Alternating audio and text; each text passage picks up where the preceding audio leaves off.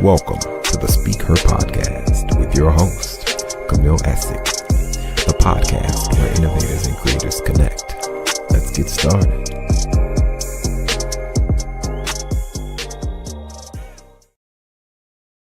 The Creative Connect is a 24-hour virtual assistant.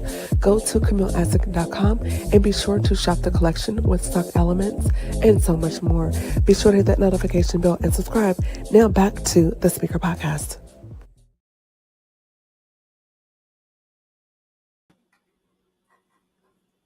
Hey everybody, what's going on? This is Camille Essick. I'm host of the SpeakHer Podcast. This is the podcast where innovators and critics connect. What I need you to do right now is hit that notification.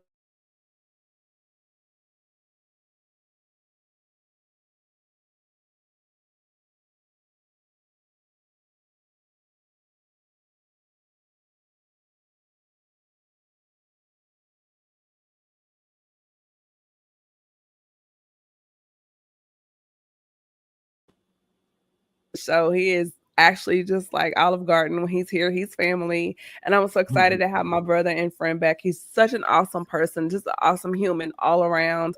And I cannot wait for tonight's conversation. Sealz The Man. Sealz, welcome back. Thank you for inviting me back. I'm always excited to be back on your platform. Thank you for having me. It's an honor and privilege. I always, try to be humble in that fashion. Because I can never take this for granted. So thank you for inviting me. Thank you for your friendship. Let's get it going. Yes, I'm loving the setup. I see you. Things have changed in the background. I see it. A little bit. I change it up a little bit. Yes, I still need to get that still shot you keep asking me for. Okay. Yeah. Before we hop into everything, y'all, I have been getting onto Sealz about headshots. And then it's like a quiet argument. I hate pictures. I mean, and you're photogenic. And the thing is, you have like over 200,000 subscribers on YouTube. I just need one, sir. This year, I promise.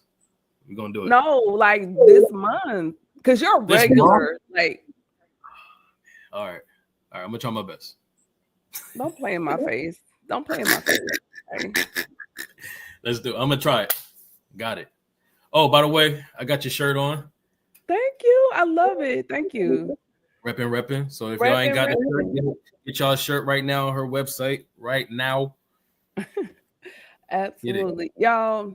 So the reason why I have you back is because we've been having this ongoing conversation about love, relationships, and mental health from the male perspective. And you always bring such a very healthy and very clear perspective, just because there's a lot of toxicity out here.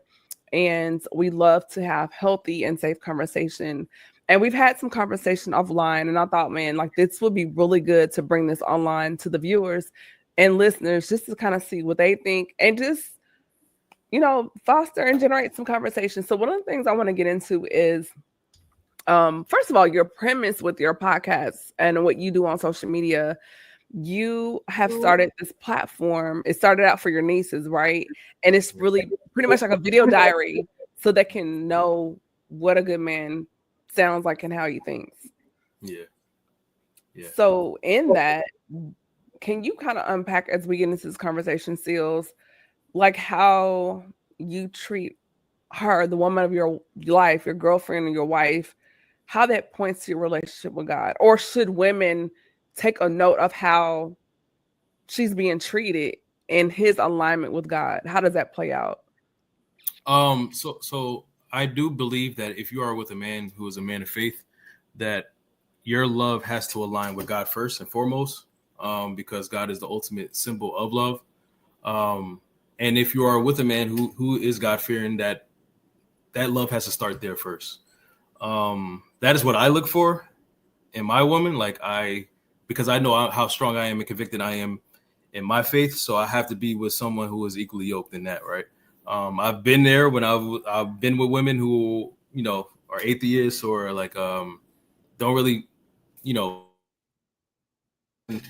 usually never works out because we're just not equally aligned, So, but when a man is with someone who is aligned with their beliefs, we know because the Bible tells us that God is the ultimate symbol of love. That has to start there, right? And then my love for my woman will be rooted in that. So the face of love for me is the love that I have for my God, and vice versa. Yeah. And anything that doesn't represent my faith is not the type of love that I need, you know. So yeah, it starts off with that. It's not also like a check and balance, because if you're not treating her properly, if you're aligned with God and submitted to God the way you shouldn't there be some type of conviction, or not a tit for tat, but just to say, yes, you're in a relationship, but that's still my daughter. Mm-hmm. Yeah, and because a level of accountability, right? Right. Because you don't want nobody messing with your daughter, you know. I always say, like, I hate to hear like dudes call other women B words and all types of derogatory mess, because when someone says those same things to their daughter, now it's a problem. Like, oh, you calling my daughter a what? But you out here doing the same thing to somebody else's daughter. It's very hypocritical. So like you said, if you know this is God's children, God's son, God's daughter, you're going to treat them as such. You're going to respect your woman because you respect God. And even if you don't have any type of faith, like I just want to speak generally, even if you're not part of any type of faith or believe in anything, like respect should be the basics, the foundation to how you treat people in life in general, right? You can't expect love and not have respect, right? Those two are intertwined with each other. I can never believe a relationship that a man is abusing a woman but claims he loves her. That's just it. That makes no sense. And people will try to on that. Yeah, people will try to give excuses on that, like, oh, I beat her because I love her. Like, what? You know what I mean? So people got things confused, but love is God and love is also respect. So that is the basis of how a man should treat his woman. So I guess kind of digging into the faith side of relationship, from your perspective, what should men do or be looking at within themselves regarding their personal relationship before they even think about bringing someone into an equation? Like, if you're not where you should be at that point, and like, if you know you're spiritually struggling, that's not really the best time to even think about a person? Like, why would you bring someone into that situation when you're not maybe on solid ground yourself? Yeah, that's a good point. That happens a lot. I feel like people do that, specifically men do that for selfish reasons. Especially men who've been in relationships all their lives or been in a lot of relationships. When they're not in a relationship, it feels like they have a void in their life, right? They feel like there's a void to fill, right? So they'll just jump on anything. They'll jump on anything hot, anything that wants them back. That woman doesn't even have to love them. As long as they like them enough, they'll take it because they're used to a certain type of lifestyle. I believe that a man should build on himself before he builds on something else. Because it's hard to be able to be a provider if you can't even provide for yourself. You got to be in the right mental space, a mental capacity, a spiritual stance where you're able to defend yourself before you're able to defend another woman, right? There's a spiritual warfare out there. There's a physical warfare out there. If you're not able to protect your love, then what are you doing? Why did you introduce someone else into your life if you're not able to be a complete or be able to complete your manly obligations and responsibilities? You know, if you don't have that capability, then you shouldn't have that, you know, attached to yourself, you know? So I believe in that. Men should be able to learn to love themselves, you know what I mean? Learn to take care of themselves, provide for themselves before they're able to provide for anybody else or love somebody else. Yeah. And then, like, you touched on a word, you were like love, but then I started thinking, like, you can love someone but then not like them, and how important friendship is in the relationship. Like, because I know whenever my person shows up outside of love, like, I want to like them as a person. Like, you like what they represent, you know, you like how they show up, and be friends. Because I see so many people out here, they're like, oh, I love them. For example, I'm not going to say their name. A couple of people I know from college, they're both guys, both married with families. And they have admitted out loud, like they're like, oh, I love, my kids or whatever, but they don't like their wives as people. And I detracted, from that conversation because number one, I'm not married, but I've heard many people say that when they're like, oh, I love my spouse, but I don't like them. And I'm like, that's scary because to me, I feel like that opens the door for other things to creep into the relationship. Yeah. And liking me as a person and vice versa, I think is paramount. Yeah. And that's why I feel like your love has to be solid. And then on the days it's not solid, that you're able to and willing to work on it. Because love is not, relationships are not perfect. Sometimes you're going to have bad days. Sometimes you're going to have terrible days, right? But the only thing that's keeping you with your partner is love. And I do hear of situations like that, relationships like that, where they don't like each other. I've seen it myself. Yeah, I've seen it myself in my own time, my own life, in my own family, where they're only together for the kids, but or together to keep the family together, but they love each other, but they don't like to be around each other. They don't like to talk to each other. They don't sleep in the same bed with each other. You know what I mean? So it is scary, but it's also a thing where you have to answer, why are y'all together? What is the reason y'all together? What is the definition of your love? And they both need to answer that question together and figure that out, because sometimes I feel like people have different definitions of what love is. And that's why I feel like communication is so important. Sometimes love to someone is what you could do for them. You know what I mean? While somebody else may say love is how someone makes me feel. So it's like, do y'all definitions of love intertwine with each other, and can it align with each other, and can it work together? Yeah. And is your definition of love skewed? You know what I mean? So that's another big reason why, things like that happen, where they'll be like, oh, I love you, but I don't like you. It's crazy. So then that crosses the line into being compatible versus just chemistry, because you said before, you kind of touched on what people do for each other, and that could be a plethora of things, but then not like the person. And I guess within our culture and through social media, people are stuck on, well, they give me butterflies. Butterflies will go away, and you have to do life with this person.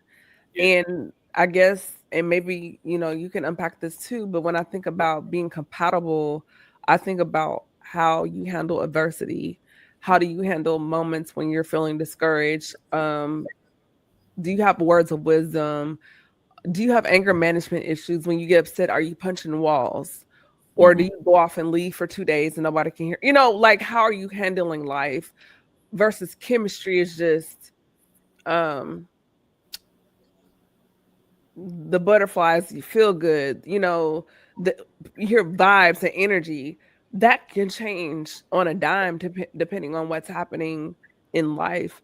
When you look at what's being compatible, like, can we actually navigate life, like the moments of life together? So I think those, what you call them, synonyms. I'm thinking back in grade school days when they had us memorizing all types of terms like synonyms, where like two words are alike but they're different. Yeah. That is a good question. Like, what's the difference between compatibility and chemistry? I do feel like, based on my life experiences, that compatibility is usually the first thing you notice in a person, because you can view compatibility as a visual. Like, you can view compatibility as a external factor, while chemistry is more internal. Chemistry has to be earned, because you have to get to know somebody in order to know if you have chemistry with someone. But you can know, because I've been around people that we had chemistry, but then we weren't compatible, like doing life, But no, that's the thing. Well, that proves my point, though, right? Because you had to find out through your whatever relationship you had with them that your chemistry wasn't aligned with their compatibility, right?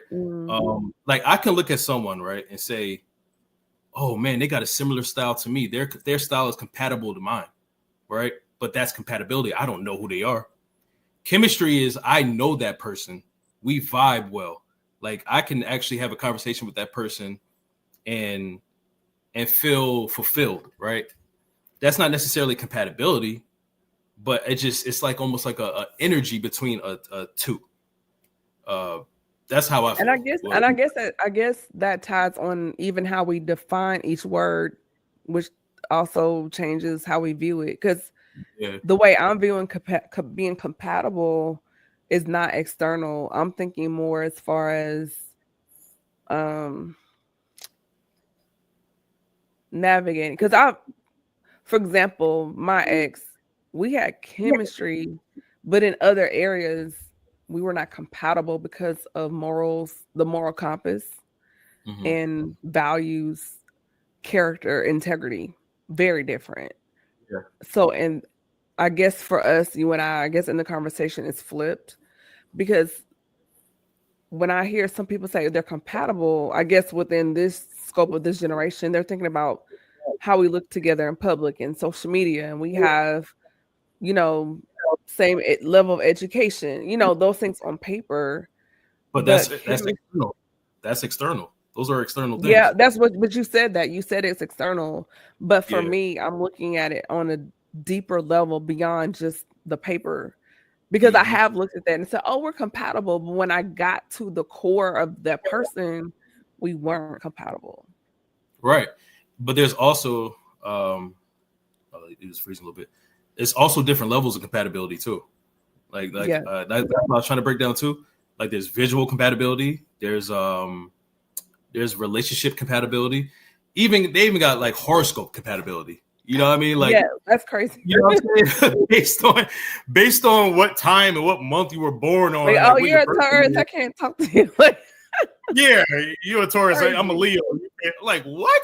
But they got things that base compatibility on external factors. Like you don't even know this person, but based on your birthday, you're not compatible, or you're compatible with me. But what those things can't tell you is if we have chemistry, right? And that's what I mean by like you got to earn that. You got to find out a person. You got to dig into a person to see if you actually have chemistry. Now, what you said is also true. Like I feel like both things can be true. Right. And I feel like sometimes compatibility and chemistry doesn't need to be linked together, because I feel like sometimes our preferences can get in the way. Like that's a good point. That's a very good. That I'm gonna let you cook. Yeah, it's like yo, and I've been there too. Like I'm like having a type, having somebody that has to have certain attributes or like characteristics or certain possessions. Like sometimes we base our preferences on what we think we need in compatibility, right? Sometimes we alter and morph our compatibility based on what we desire, and that's not true compatibility at all. You know what I mean? So it's like I'm going to ask you as a woman, because you know there's a lot of dialogue in the social media space where it's like, I need a man to have this. I need a man to pay all my bills. I need a high value. I need high value. He got to have $100,000 plus salary. He got to be 6'4". Like, what my question is to you is like, what is more important to you, compatibility or actually having a real chemistry with someone? Because and the reason why I asked that, because you can be in a relationship with someone and be compatible, but it's whack. It's mad boring. It's not what you like desire. Or you can be in a relationship where you have amazing chemistry with someone, right? Amazing chemistry, but they're toxic to you. Like they're living a lifestyle where it's not conducive for you. You know what I mean? Yeah. But y'all chemistry is amazing because every time y'all meet, y'all pop off. You know what I mean? Like, so like, what's more important to you as a woman? Okay, so I'm going to break this down and hopefully I don't ramble and answer your question. The first part of that, I guess the first premise of your question, as far as high value, I don't really believe in that term. I believe you can be a high earner. Like you can have the ability to produce income and make money. But I hate that term. I do too. But what about, I'm looking at high character, high integrity, manhood. And I don't mean as far as gender, but in going back to character and integrity. How do you show up in the world? You know, not this cheesy machismo, misogynistic, I'm not alpha male, crazy, not saying that, but just how do you show up as a man every day?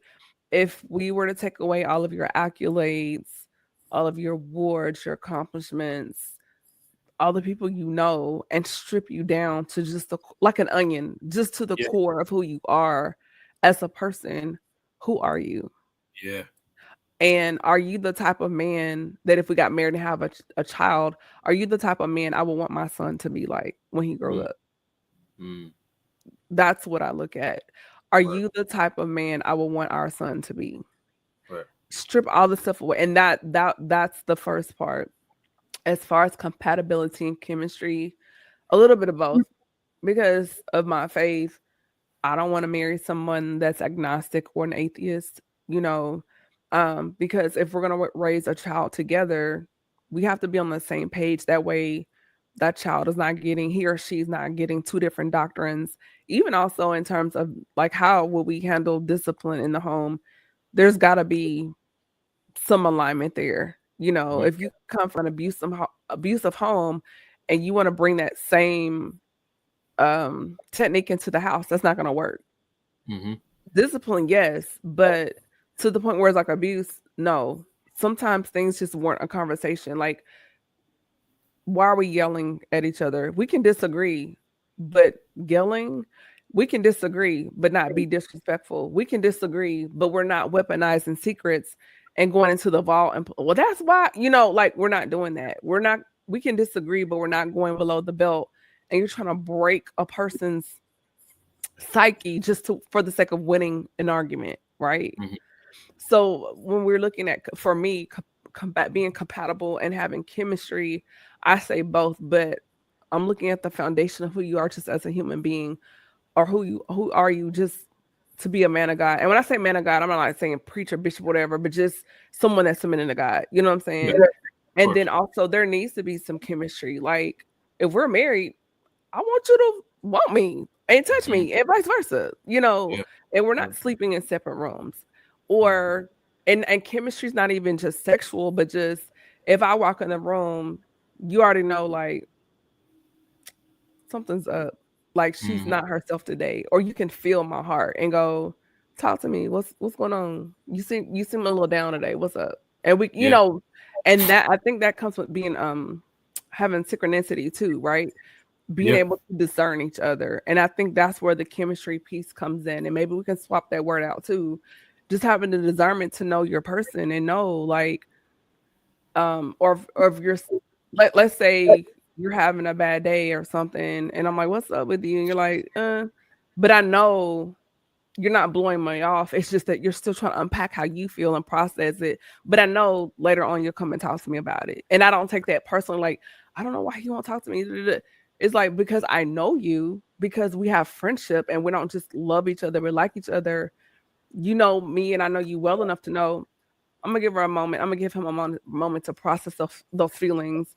And then later on, when we're in the bed or on the couch talking, then that moment may transpire because now you've kind of, you've reached a space or had an epiphany to now you can kind of talk it out and express how you're feeling. So I guess maybe I went the long way about it, but that's how I process chemistry and compatibility as far as how we're moving in life. Who are you as a man showing up in this world outside of your resume and whatever, and just who you are as a human being. And then also the chemistry side of it is just how you and I interact, not outside of sexuality, but just on an intimate, personal, one-on-one, day-to-day level.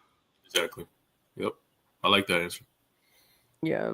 So hopefully, we're striking some good conversation. If you're liking this conversation, be sure to drop it in the comments below, like, share, tag a friend. I'm here with Sealz The Man, and we're having a conversation about being compatible versus chemistry and just unpacking some nuances with regarding relationships from the male point of view. So Sealz, going into the next segment of our conversation, how do you, in a relationship, just even in life, navigating and expressing like your emotional needs as a man? Because we hear so many women saying, well, I need this from a man, and I need safety, and I need security, and I need protection, and I need whatever. But how do you, or how should men do the same thing? Because it seems like when men say, hey, this is what I need, sometimes it comes with backlash, or it's like, well, you're a man, so you shouldn't feel that way. But outside of your gender, you're a human being. You have feelings too. So how do you navigate like your emotional needs in relationships? I feel like this kind of goes back to chemistry and compatibility. You got to be with someone who you're compatible and have that chemistry with, a healthy mix of the two. You got to be with someone who has that you have that type of relationship to be honest with and have like healthy dialogue with and conversation with. I feel like men feel like that, like rejected and alone, even when even in a relationship, if they don't have that chemistry or that compatibility with that woman. There's a lot of empty relationships out there, even marriages out there, where it's like we're only together for a certain reason, but that man is suffering on the inside because he knows he can't have a real conversation with his woman because she's a certain way, or has a certain personality, or is, very like that, like how you were speaking on, like, oh, you're a man, you should, this is what you should do. That type of energy. He loves her, but he knows he can't have real conversations with her because of the way she is, right? I feel like as a man, the best and like lightest feeling, like a heaven on earth feeling, is when you're with a woman who you can be yourself. You're 100% thorough like take self. the mask down. Yeah, like you don't even have to have a mask on. Like, like she rocks with you no matter what. Not saying that I as a man I'm gonna be perfect, but I'm gonna be perfectly me. Like I don't have to be anything else but me. All right, Sealz, right? I was in a relationship where I felt like I had to be half of myself because I didn't want to make her get mad or make her get agitated. Wow. And I couldn't have like certain conversations with her because I knew it would start an argument, or it would feel like it would be an argument. But man, the best feeling is to be with someone who you could be 100% with. And that is how a man is able to vent. That is how he's able to have a safe space in a woman, because she allows it, right? She gives permission to be himself. Mm-hmm. You got to be with someone like that. Because if you're not, it's the opposite effect where you feel like you're in a relationship and that relationship is like a prison. So you dropped a few gems and I want to kind of dig those out. One of the things you touched on, you talked about men feeling lonely, like the loneliness. And I've never heard a man say that out loud before. And so I wonder, when a man is in a relationship and he feels emotionally lonely or spiritually lonely or psychologically lonely in that space, like the door that's cracked open and what vices can come in, or what is he doing to compensate for that emotional isolation? If it's working more hours, or spending more time at the gym, or going to video game playing Call of Duty, or like or even another person, because like the work wife, like you hear all these things. And so I've never heard that said out loud before. So it makes me think, like, if he, like, I don't want to cheat on her, so what is he doing to compensate for the loneliness? There's no one fit all answer. Like, it could be literally anything, it could be like the things you said, video games, or finding some kind of distraction, or drinking even.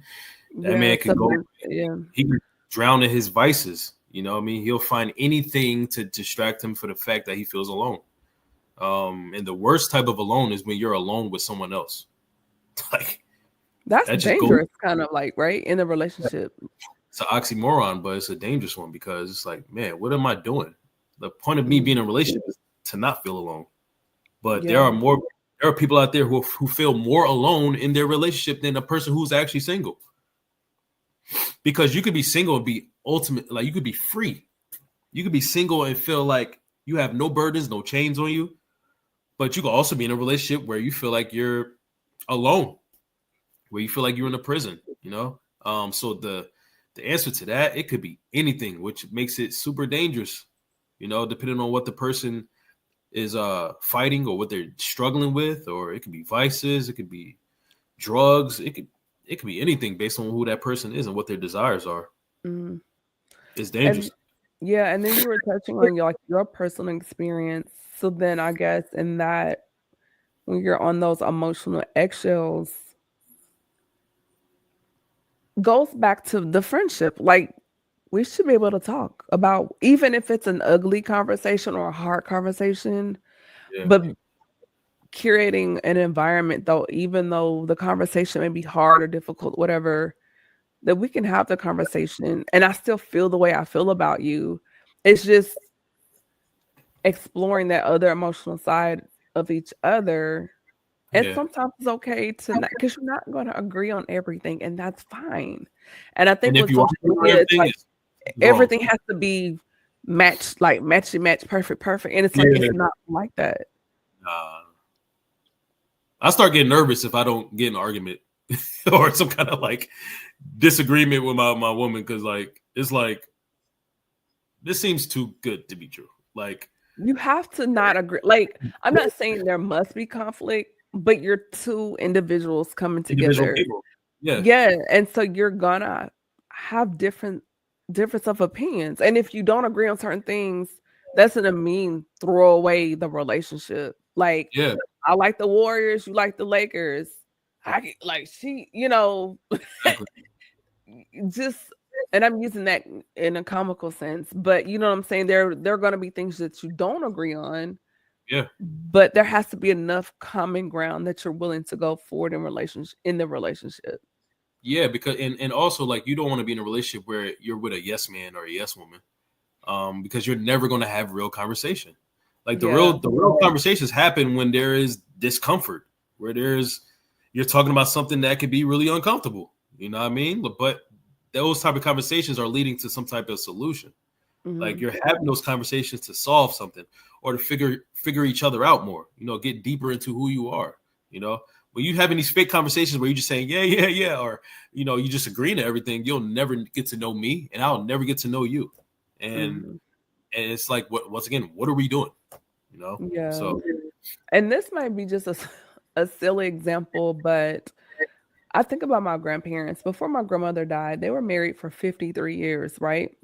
wow. And so she would make toast, you know, and coffee, or, you know, whatever. She would cook breakfast, but sometimes she would make toast and coffee because that's what he wanted in the morning. And so she would always tell me, we'll leave the ends for him because he likes the ends. And me, I like the middle. But it was the fact that she understood that nuance, that he liked the ends of the bread. And in my mind, I'm like, who eats the ends of the bread? You know, but that small thing that may have been a disagreement early on, she figured out, well, instead of fussing about the bread and which part, let them have the end. Yeah. And I say that in a bigger picture, like, if you're having a disagreement, it's something minute, let them have it. Like, do you want to be right or do you want to be married? Right. And so I wonder, like, navigating those spaces. And we think about, you know, you touched on growing, and you kind of hit on it, but just, we think about social media and highlight reels, and the people out here in this society feel like they need to be entertained all the time. And this high of love, we call the honeymoon phase, that's going to wear off. But what about actually, you touched on it, growing into the relationship and finding your rhythm, and then also, Sealz, it's not about being complacent, but at a point in a relationship where you find your rhythm with each other and you're in a good space. Now, of course, life is going to hit, but overall, you're growing together. You have a rhythm, chemistry, and moving in those places. So what do you think about when you come out of that honeymoon phase and you're really getting into the roots of the relationship and that mask begins to drop? And you're going to see some things. You might be like, oh, whoa, wait a minute. But you have to remember, if you're mature, you knew this was going to happen. Like, you know, the mask is going to come down. Hopefully they're not wearing a mask and they're showing up as their authentic self anyway. But you're going to start to see those little things, those little quirks about the person. So how do you navigate those spaces where you're beyond the honeymoon phase and now you're getting into the roots of the relationship? Yeah, I was about to say the same thing. Hopefully, you're in a situation where you're not with someone who's like, dependent on a mask. Surprise, surprise. Now you're like, whoa, who are you? You know what I mean? Right, the representative. But like you brought up earlier in the video, it is important to be a friend before anything else, because you know your friends. Like I always say, your friends know your darkest secrets more than anybody. Like your friends are your worst enemy because they could end you, because they know all your skeletons, right? So like spades, they got the joke. They're like, girl, you better chill out. You know, I know what you did last summer. Like, you better chill out. Literally. I know you were scamming and still, like, you know what I mean? So, like, your friends know you. So, but staying on track of friends, you know your friends, right? So when you are a friend with your lover, it's like you don't have to worry about that mask situation, because you know your lover, because y'all was friends first.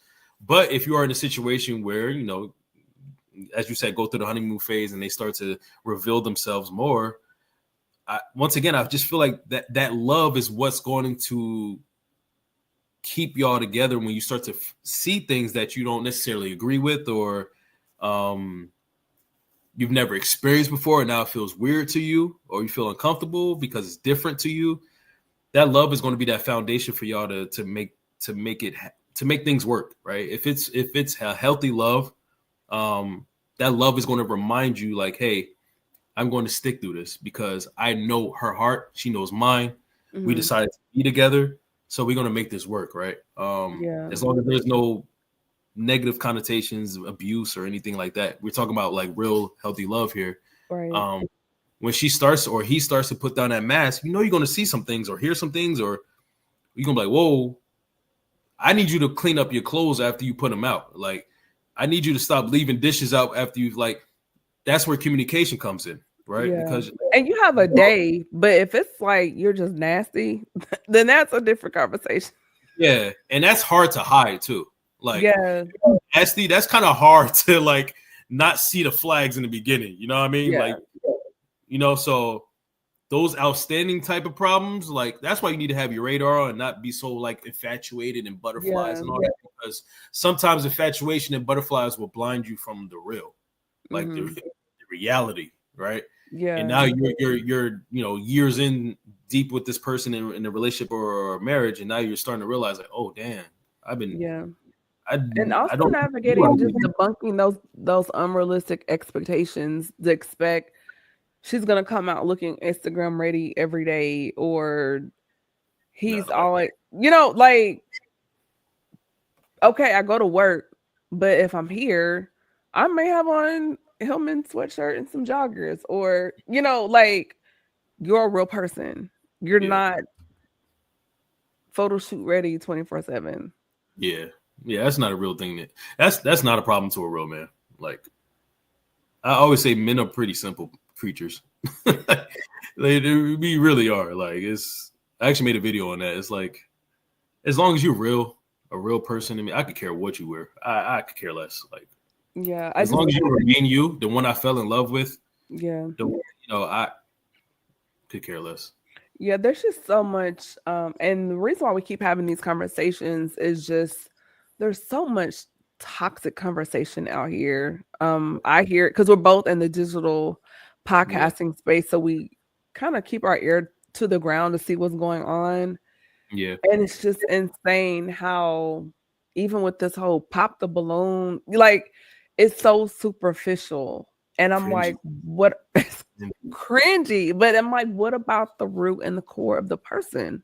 Yeah. Like, what about those things that matters? What about holding conversations beyond DM slides or just texting paragraphs, but scheduling FaceTimes, calling, talking on the phone, meeting up for coffee, or saying, hey, let's go have brunch. Like, what happened to the one-on-one, just getting to know someone? Or do you feel like social media and technology has destroyed that altogether? That's what I was about to say. The age of TV and media has monetized love. 90, what do you call it? 90 Day Fiance, Love Island, like later daters. Yeah.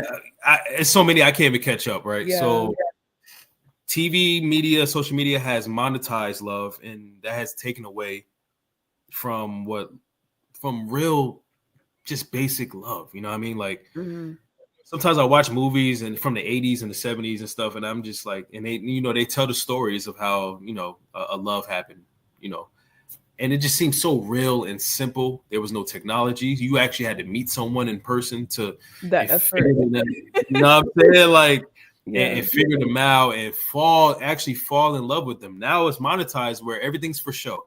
The Pop the Balloon show, they're getting paid for that. Now they made a Netflix show and it looks terrible. But I haven't seen it like on Netflix, but I was so appalled by it on social media. I was like, monetized. Now the basic core of that show is not on that show. I don't gotta say it, but it doesn't look like the original show. 90 Day Fiance, Bachelor, whatever that show is called, Bachelor. What's the other one? Love is Blind, I think. Yeah, Love is Blind. There's so many. Yeah. There's so many, but it's all monetized now. Somebody's getting paid off of someone's love, right? And it just takes away. And it's sad because it's like, our future generations are not going to know what real love is, unless. Do you think? Because it seems like I've noticed a lot of 30 and under getting married. And it seems like they're going back to traditional families. Just because you get married doesn't mean you're in love. Like, that's another thing. Some people getting married for the photos, for the likes, for what it looks like, for them to be able to tell other girls. Like, I know so. I've been told this by women. Like, I would have conversations with my coworkers, and I'll say, like, "Why did you get married?" And they would take like 2 minutes long to answer. And then when they finally do answer, it's so superficial that I'm like, that's why you got married?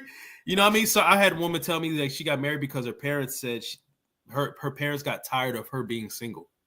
What? Wait a minute. Yes. Are you serious? Because, a lot of families out there are traditional. So parents have a higher class, or they're looked at better when their kids are married. So when traditional parents don't have a kid that's married, it looks bad on them. You know what I mean? So I've seen that at work with certain professions like doctors, lawyers, dentists, certain socioeconomic reasons, like it looks good. I could see that. Yeah, I could see that. Especially like Indians or like international type families and households, they don't play that. They are trying to rush you to get married because it looks bad on them. You know, so there's a lot of many reasons. Yeah, I guess it also depends on your culture, different demographics that can matter, and then goes back to class. But then I'm also seeing through all of that, I am seeing a group like that 25 to 30 that they really want to be married and have families and do the traditional thing. And I'm seeing that, and they're, 2 and 3 kids in and family vacations, doing all the things. And so I'm kind of seeing a split because I had a conversation with a good friend of mine, and she's older than me. And she was saying that how a lot of men in her age group, they're not looking at marriage either because their wife passed away or they're divorced. And so they're kind of getting their second wind, and they're outside. And so yeah, so I'm observing 2 or 3 different sets of conversations, and then you have those of us within our age group where it's kind of divvied up. It's half and half. So I'm just wondering, like, how do the good men and good women meet up? Because again, listening to conversations online, I hear men say that they want to be married, they want a good woman, but they can't find them. And then the women that are good, because they've been hurt, have gone through whatever, they're just like, we're in the house. And so the men are like, we need the women to come outside so we can meet you. You can't stay in the house. You got to come outside. So it's like, how do you get these two groups of people together to meet? And that's the ongoing, I guess, issue. Yeah, that's tough. It's one science that I cannot solve for anyone, because I feel like everyone is like, they meet up on their own like weird way. Like there's no, like I hate to hear people say like, you need to find your person in church or go to the library or go to, it's not the case for everybody. You know, sometimes God has a calling for someone that no one can see. You can find your person randomly, saving a cat in a tree or something, or helping someone out, being a good Samaritan. Like there's no one fit all answer, you know, so that's a tough one. Yeah, there was an older lady at my job. She just retired last week, and on her last day, for whatever reason, she was talking to me about her husband, and I don't know how we got on the conversation, but she said she met her husband at a convenience store. Yeah. I was like, what? She was like, yeah, we met at a convenience store just in passing, and they've been married 30, 40 something years later, but they just met at a convenience store, I guess, getting gas or whatever. And I was like, wow. So I've heard some interesting places where people have met, and it's not at those usual places like church, or not to say those things don't happen, but it was not in a place where you would think you would meet somebody. And I was like, oh wow. Imagine running into your person at Wawa or the hospital or whatever. Yeah. So like some place you would never guess, you know what I mean? Like sometimes love just blooms from a mystery, you know. There's no one answer. And I always tell people, don't let people tell you what to do or how to find love. Like it's not true. Like whatever God has planned for you is going to happen either way. You know, when you try to force your way, you end up in bad relationships. You know what I mean? So that's why I try to stay patient. And not just in relationships, but in whatever my life's calling is, whether it's my career or what I'm supposed to do in my life on earth. Like, I try to remain patient and keep working. So when the time does come, I am ready. Yeah. And then one last question as we start to wrap up. How do you navigate maintaining circles of accountability within your men group, your men circles, your brotherhood? Because if or even your advice to men that want to maintain the right path and do the right thing, and maybe they have a couple of friends that are knuckleheads, like the importance of having like-minded brothers around you. Accountability is so important.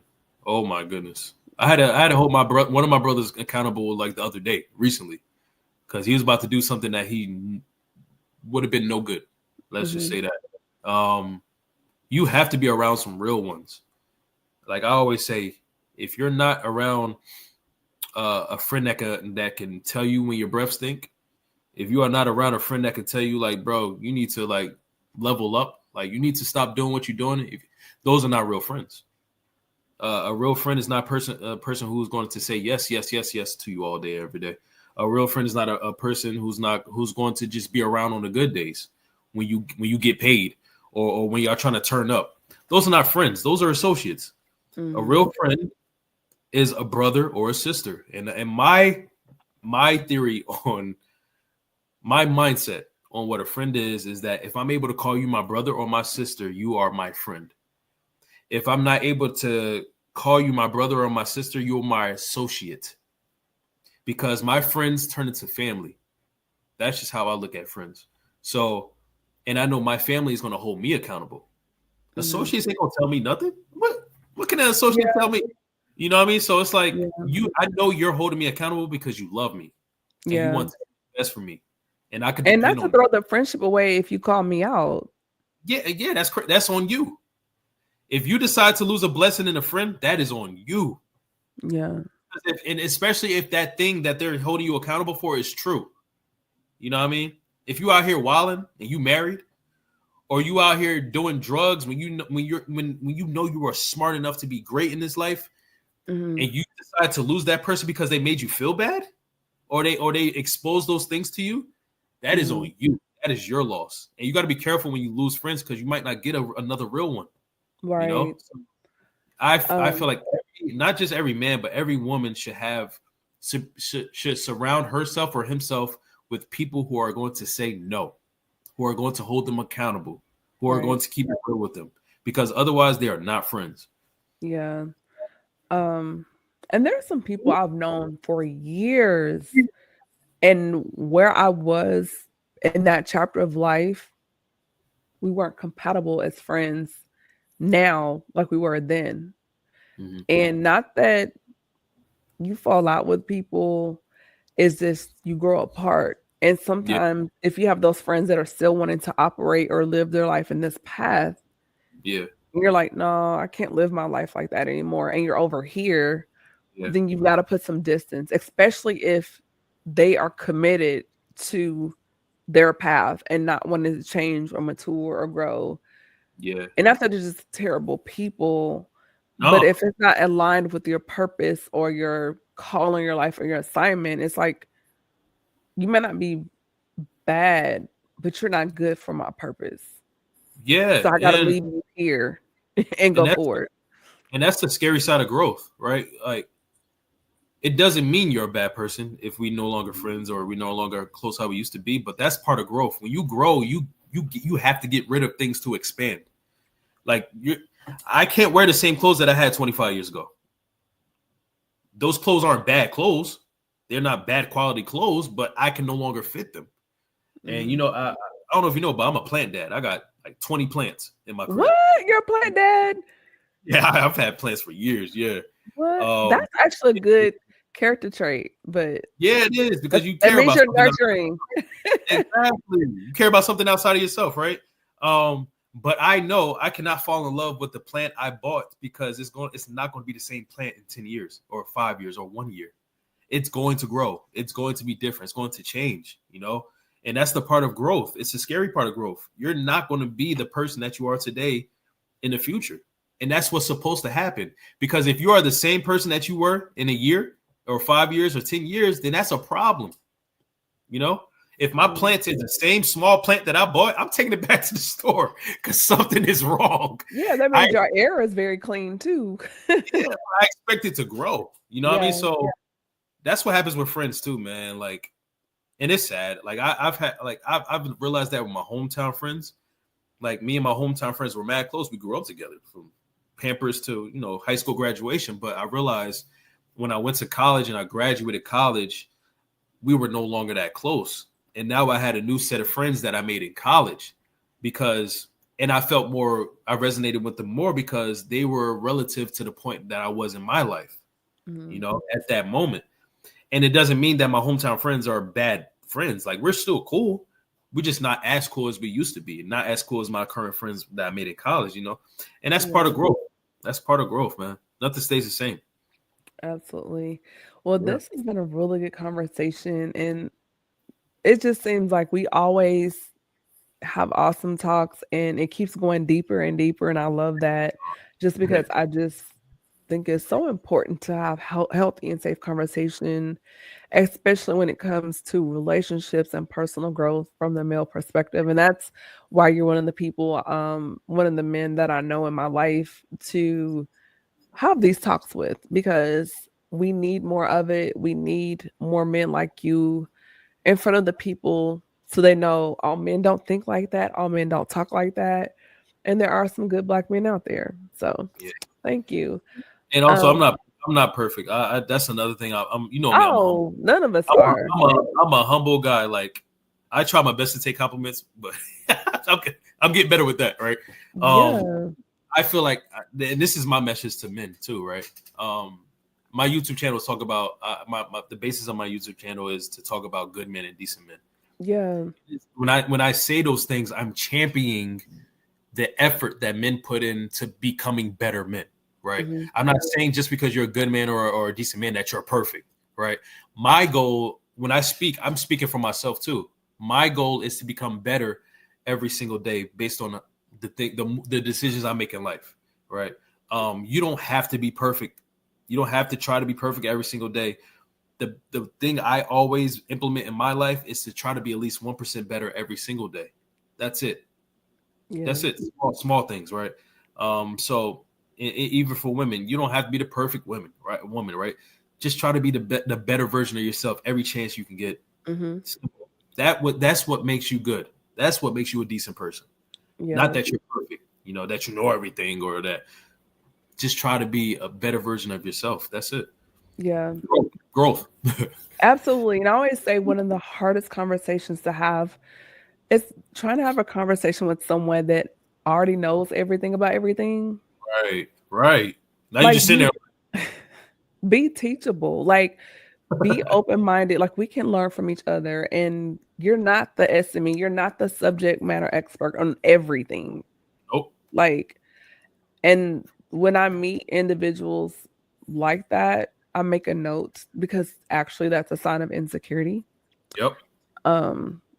Because if you're the top expert on whatever we're talking about, why am I here? Exactly. Why am I here? Exactly. It's real. Absolutely.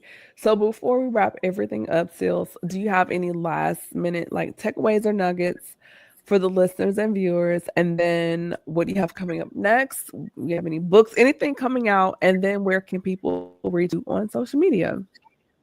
Oh, appreciate you. First and foremost, thank you for having me on your platform once again. I'm always Come here on, for you. come on, Black. I see you. You see that little thing right? No, we don't use the word little. That word is illegal over here. I mean, it's something. Wait a minute. Hold on, y'all. Sealz has the platinum YouTube plaque. Thank you. Come on, we gotta clap that up. A little brief. Come on. Thank you. Appreciate it. Thank you. We give flowers over here. Thank you. Proud of you, Black man. But thank you. Thank you for always inviting me. I'm here for you. I'm your friend, a real friend. I mean, so I'm always here for you. I am a real friend. I look out. You're a real friend too. You are, and you've proved as such. You know what I mean? Thank you for the TikTok situation. We're not even going to talk about that later.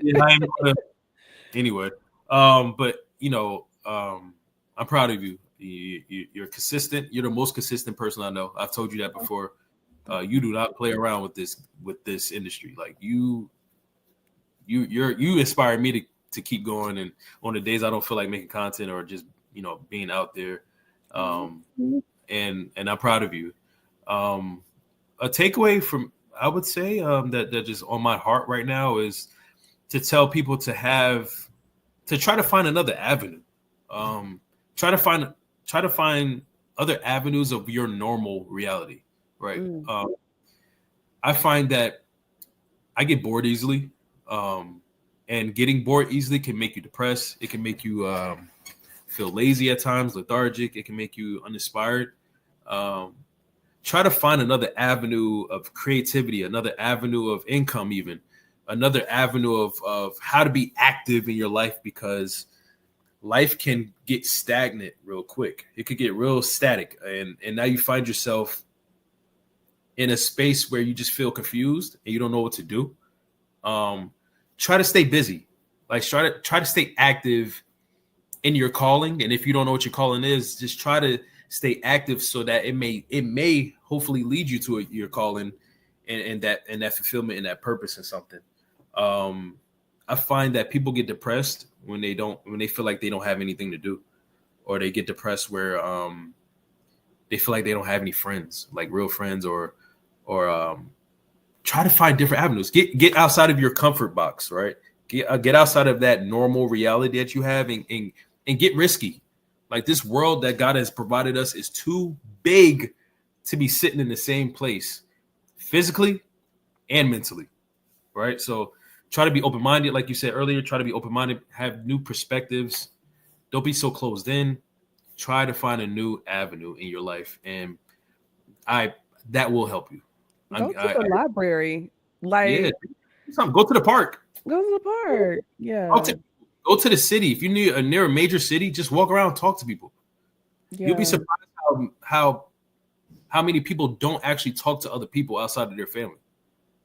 You know, you ever watch those videos on YouTube where people just go around interviewing people and they don't know how to react at first? They're like, whoa, get it back up. Like, they get defensive because they ain't used to that. They don't talk to nobody, you know, but then when they start to open them up, now they just start talking. You know what I mean? So, yeah, try to find something new in your life.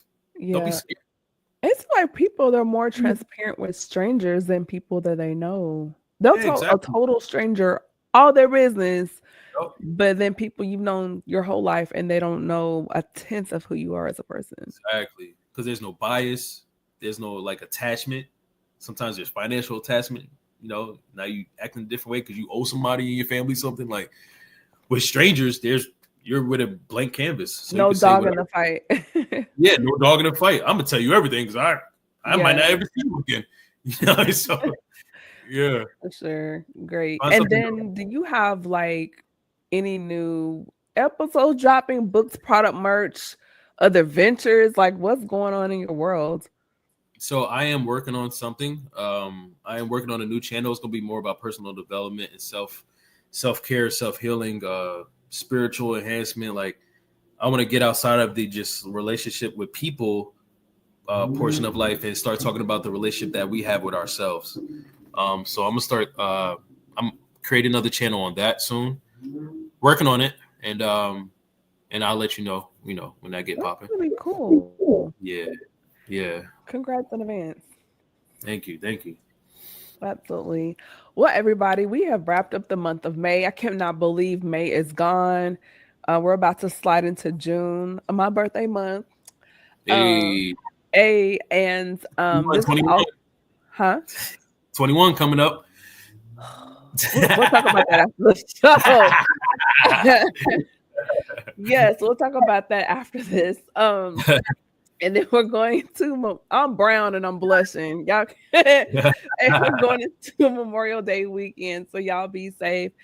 Be sure to connect with me online. Be sure to hit the like button. If you have not done so, subscribe. Also, I want to thank all of my subscribers. I'm officially 321 downloads away from hitting my first 10,000 download across streaming platforms.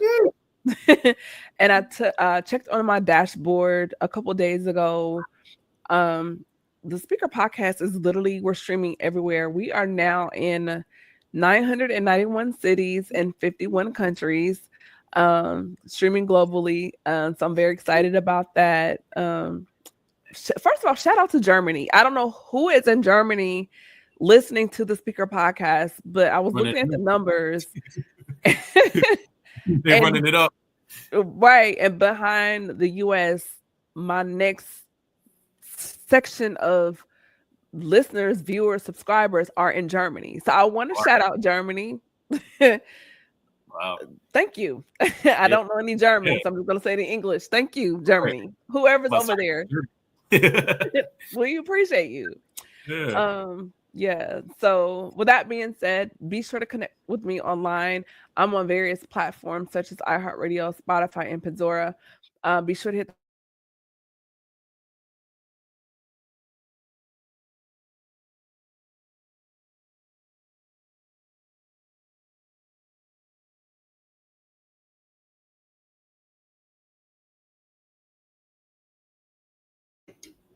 SpeakHer Podcast, the podcast for innovators and creators connect. And y'all be safe. Have a good holiday weekend. See you on the next one. Bye.